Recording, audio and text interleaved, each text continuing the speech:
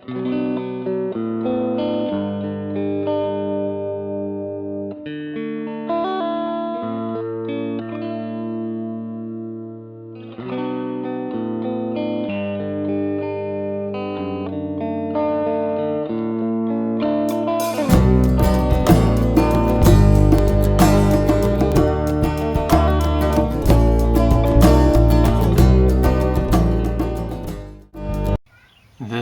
is my next project.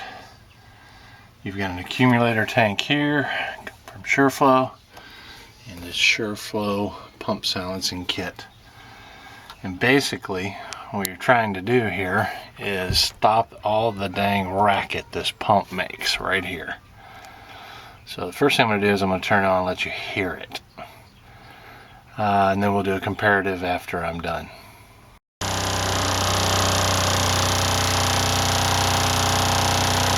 It's down here where the pump is.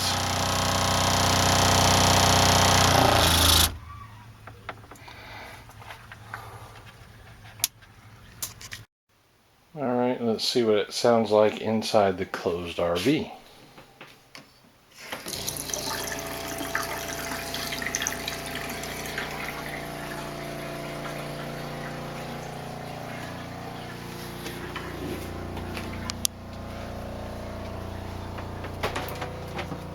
Pretty loud all the way around, no matter where you're at in the RV. It looks like the available real estate really is right here where the pump is, a little bit to the left of it, and right over here. I'm going to try to keep it centralized to right here.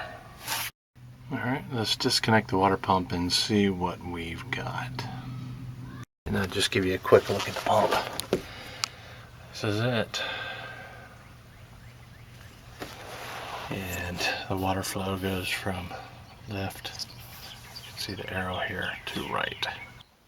Okay, here's the accumulator out of the box, and you can see here it's got two sides to it. This can be plumbed inline, or you can cap one side and it can operate off of one side. Basically what you have to do is make sure the accumulator is on the pressurized side of the pump. That means between the pump and the faucets or the hot water heater. On the silencing kit here it just says install one hose to each side of the pump and put a loop in it. Next I need to create some sort of shock absorbing platform to put the pump on, because this motor is what causes all the vibrations. So what I did was I put a piece of cushion material, which is a type of fairly dense foam, on top of a piece of very thin plywood, and when this thing vibrates it should provide some dampening effect. While I'm here, I'll go ahead and show you something that's kind of neat in case you want to service your pump. This has got two pull tabs, well, three actually. One here for this connection, one here for this connection, and one here for this connection. But if you pull out, just like that, you can see there it's out. This slides right out. It's got a rubber O-ring that keeps it in place. This is a screen to keep debris out, and if you press both sides here, this will pop off just like it did. It's got no ring in place there, but you got a screen there if you want to clean that out. Just wanted to show you that. Okay, I mounted the accumulator here. I decided to go ahead and keep it. I think it may help with the pulsating of the water. Not so much with potty time in the middle of the night or waking up and keeping the pump from going off because this bladder is way too small, but I think maybe with the pulsating it helps a little bit. Everything's back in its place. These valve cables were over the top of the pump, and I'm sure that contributed some to the vibration. I put them underneath the styrofoam now. So everything's plumbed, and I'll turn it on.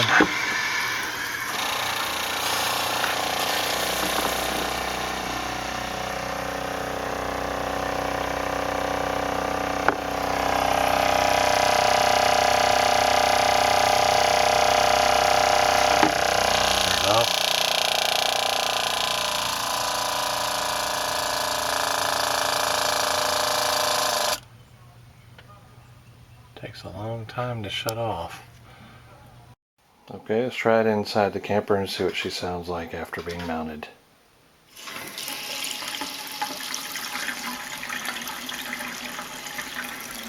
And here, you can hear it but barely over the sound of the running water. Let's go back here.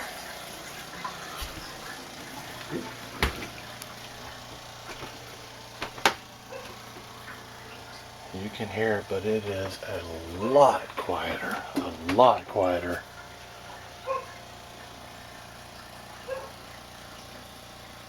Okay, some final thoughts. The incoming and outgoing plumbing terminates at this cant leak valve, both here and here. Everything on all the plumbing that's connected to the pump and the accumulator are all resting on that shock absorber I've made. Nothing is touching anywhere else in the RV. I'm gonna say camper, but nothing's touching anywhere in the RV. No hoses, no nothing. Everything begins right here at the cant leak. So there's no pipe vibration that can occur. Now, I think the accumulator probably does help with water pulse, but other than that, it doesn't really have any benefit. It doesn't, as far as I saw, it didn't make anything quieter at all, and it definitely does not allow but a couple seconds at most of running the faucet before the pump kicks on. So there's not a whole lot of value to it other than maybe reducing the pulsing action, and I'm not convinced on that. So what I've got here is my reverse osmosis tank that I used with the reverse osmosis system that I had probably 4 to 5 years ago, and I didn't like the fact that it wasted a lot of water filtering the water. So that winter, after less than 1 year's usage, I accidentally left the other parts of the tank, the tubes that hold the other filters, in the RV, and it froze and cracked. So when that happened, I decided I was doing away with this one altogether. So this has been sitting underneath a shelf in my garage for that many years.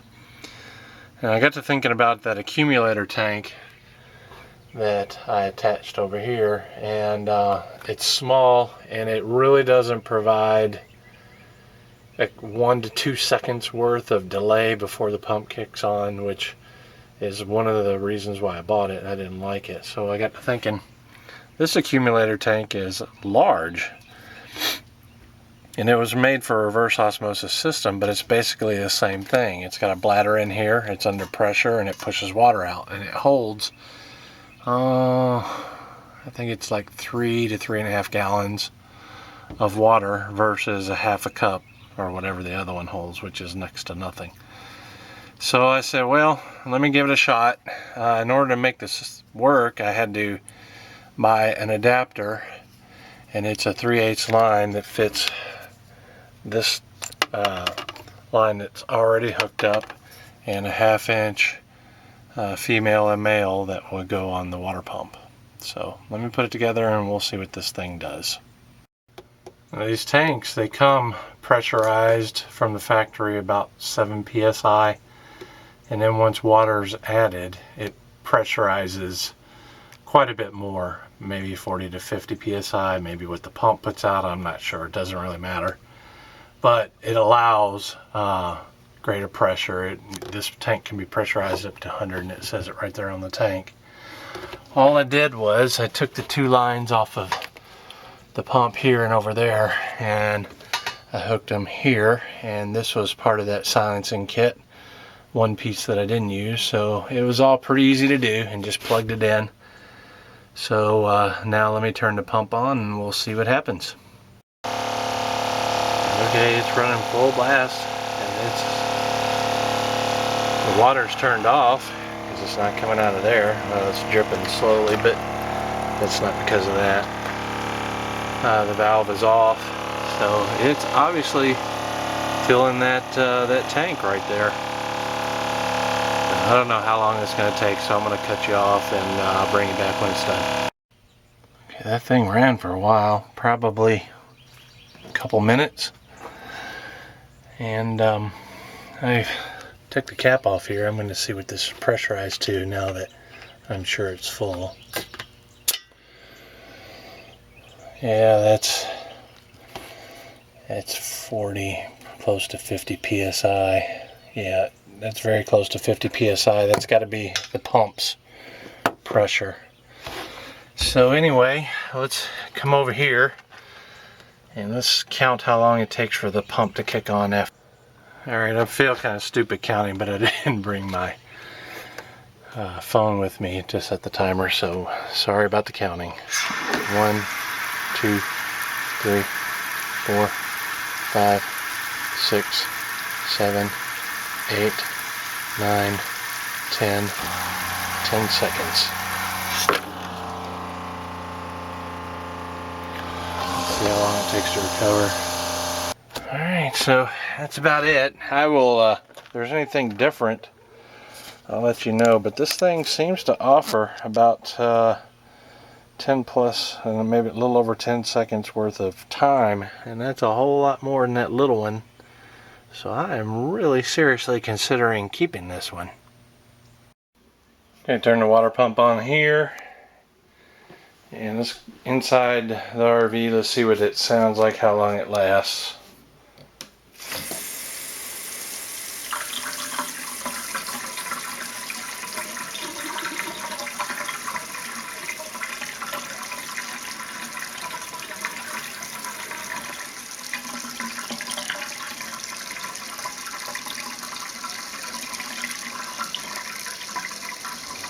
Golly, that was like 20 seconds. That is so cool for the pump kicked on.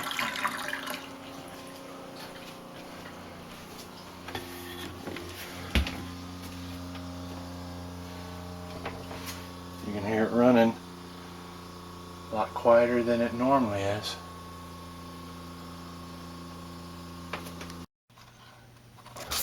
That connector right there, this is the packaging for it. I thought I'd show you in case you want to get it yourself. This lasts so much longer than that small accumulator, and it seems to quiet the pump down quite a bit. At least as good, if not better than the small one, even though I'm not sure how much either one really quietens the pump compared to the silencer, the twisting of the hose, and the isolation with the shock absorber. But regardless, the one thing this bigger tank does obviously is last a whole lot longer. I don't like the fact that these pumps in the RVs are put in a location where if they start leaking, it's going to leak all in here. So I'm going to see what I can to create a pan with a drain valve that drains over into here.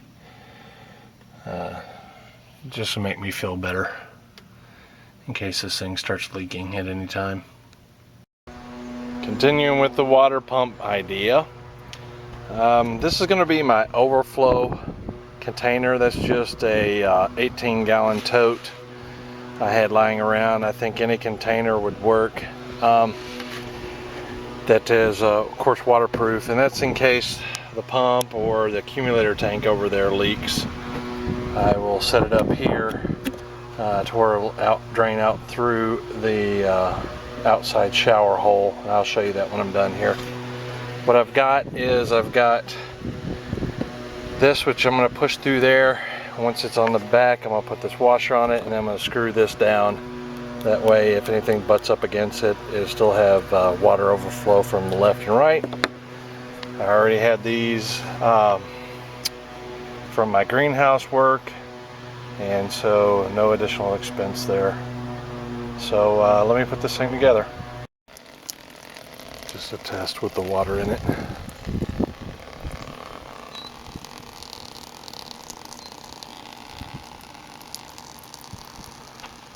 This part looks good. Okay, had to create a shelf that the pump can sit on, so the tubes can freely go in and out, be above where the water could flow, so there's no entry into the electrical, and still allow me to have access to the tank and allow all the water and any dripping to fall down in here. So this is where I'm going to mount it. It's just one strip of 2x4 I put on there, and I put two rubber-ended screws that attach here. There'd never be any water get up that high, but I figured it'd help with vibrations some, possibly. I figure the flimsiness of this might help with the vibrations from the pump as well. We will see. I trimmed back this piece to allow more cushion here and here, just to keep things on the side, since I'm not putting smaller accumulator on here anymore. And I'm gonna mount it, hook up hoses, and I'll be okay. I've got oriented now where the spout is gonna come out there, the overflow.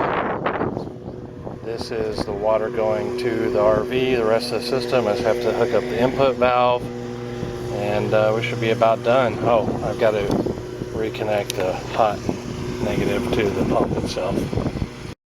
Had to cut it down a little bit further because the pipe coming from the shower, the little U-joint there, it keeps the gases out, that was buttoned up against the pump.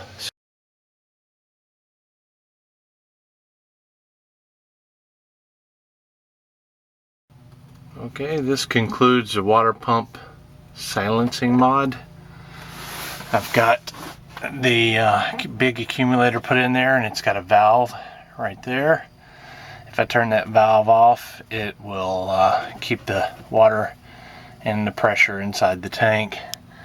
It comes down to this connector here. That connector goes to the SureFlow, one of the SureFlow so-called, quote, pump silencing hoses, which comes back around and out to everything here in the count leak valve area. The input is here, and it goes down, it circles around to the pump, and on the bottom here you can see I have an overflow right here that I put in. It was up here, I moved it down here. Makes more sense to be lower, that way the water will drain at a much lower level. It is, if you can see there, it is going to a T and then down and out the bottom of the fifth wheel right there. And you can see the hole I drove for that. It's a snug one that should keep most, if not all, bugs out. I was going to run it through here, but I didn't. I decided not to do that. So that pretty much ends this mod, and I will let you see it in action one time here. One last time.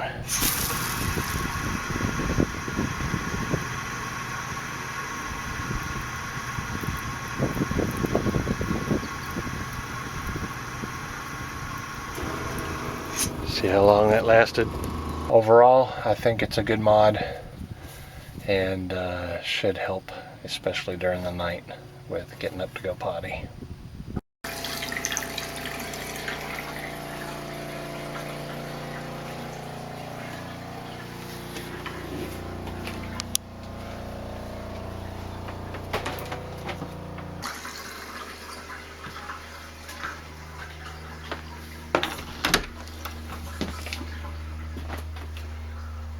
That's what it sounds like. I think that's better. It's better than it was.